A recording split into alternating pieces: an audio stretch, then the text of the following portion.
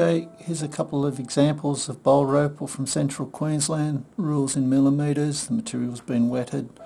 The white on the stone is the reflection of the light.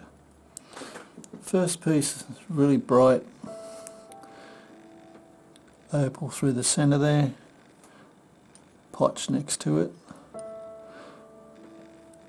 Make a nice little pin stone or something like that, or a long little pendant.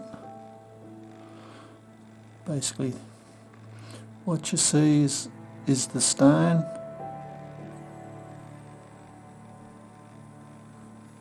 Second piece is blues, basically wavy lines of colour, more see-through in between. Still make a nice little long stone, or a couple of stones if you wanted to, maybe a pair of earrings. Anyway, hope you've enjoyed. See you later.